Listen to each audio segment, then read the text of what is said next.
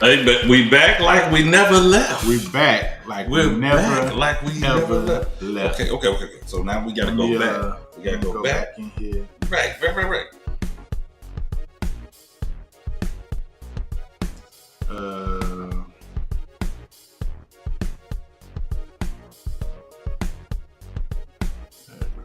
And then Maya said, she said, don't you do that. That's what the mayor said. I didn't even see it till. Okay, so we here. We back. We back. You like? We back. Can't share. We back. Hey man. Okay. Here, Jess. And I do believe. Let's see. When I pull this thing back up, it's gonna work right. And do y'all believe that? I believe it. We were beginning to discuss real relationships versus fraud relationships. Yo, we back.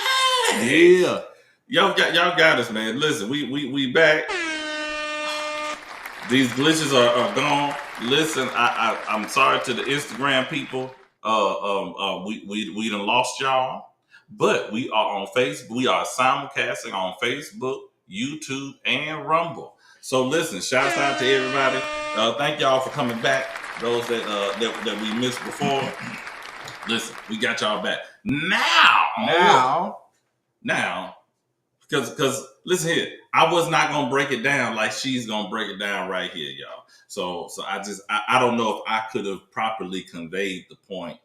And she about to give it to y'all real good right here. Here we go. Let's go. It's so much harder to love a real one than it is to be in relationship with a fraud. Say that again for the people in the back. It is so much harder to be in relationship with a real one than it is to be with a fraud. It's just hard because someone who holds you accountable to who you say you want to be, someone who recognizes your potential, but meet you where you are. Someone who wants your vulnerability. Like, I want to know how you think. I want to know why you made the choices you made.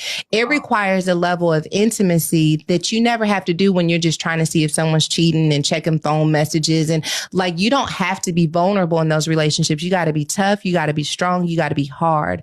But now here comes someone that says, I want to be your soft place.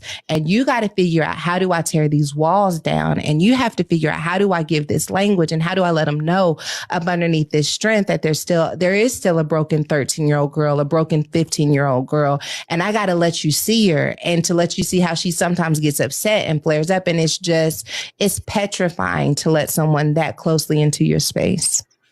It is so much hard.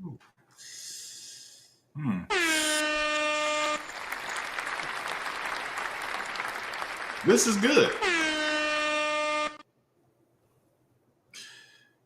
This is good.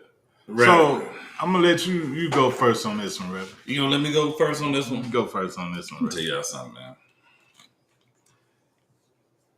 Let me tell y'all. I'm gonna tell you why it's so tough dealing with a real one versus a fraud, and I'm gonna tell you my experience. So you can take it with a grain of salt. I have seen this around the world, and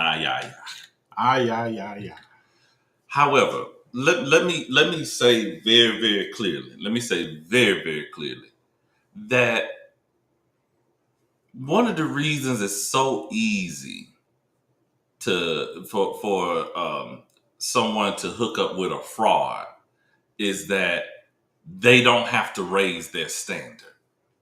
And hear me real good when I say that now. I might be hitting a little hard. I might be hitting, for some people, below the belt. But when you are with a real one that's going to keep it 100 and going to be direct with you and going to give you data, facts, statistics, receipts, and that person holds you accountable, you can't go left, right, up, down. Like she was talking about. Now you talking about your vulnerabilities. You being a vulnerable 13-year-old, vulnerable 15-year-old. You going back to some of your childhood trauma and things like that. But guess what? Someone that's a real one doesn't allow you to skirt around even the trauma, right? Let's deal with it. Let's go to therapy. That person wants to deal with the issue. That person wants to deal with the problem. And guess what? That person gonna make you raise your standard. That person is gonna say, come on, you go come hell or high water, you gonna come with me. Huh? And cause when you with a fraud, you ain't gotta listen to them because they a fraud.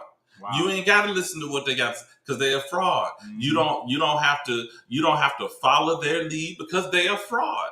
Mm-hmm. You don't have to really be accountable. You don't have to listen. You can just do your own thing. You can do you can be you. You don't have any accountability. You don't have to do anything but just be you. And when you with a fraud, you can do whatever you want to do. And they ain't going nowhere because guess what? They know they're a fraud too. But when you with a real one, they're going to hold you accountable because guess what? They hold themselves accountable. And you get with a brother or a sister that's on their game, on their A game, and all of a sudden you just, man, I gotta get my game up. Matter of fact, I'm gonna tell you, I've had women stop dating me because I was cleaner than them. Let me say that for the people in the back. I had people that decided they was gonna terminate the relationship based on the fact that I was cleaner than them. Matter of fact, I was even told that I was a homosexual. And I'm like, why I gotta be? Cause I'm clean? Because I take baths? Because I smell nice? Because I dress decently? Because the house is clean? Because my house is clean? What? Are you crazy? And all I'm saying is they knew that they would have to be held to a certain standard because they said, no, my house ain't this clean. I can't even deal. Because they was with a real one. Or they was trying to get real. They thought I wasn't. They thought I was a fraud. Then they found out I was a real one. And then, then it was down here from there. So I'm just saying. And y'all tell me if y'all think I'm wrong. Hey, and a real one is going to stand on their word. Come on, Jess. Come on. A real one going to stand on their word every time. That's all I'm saying.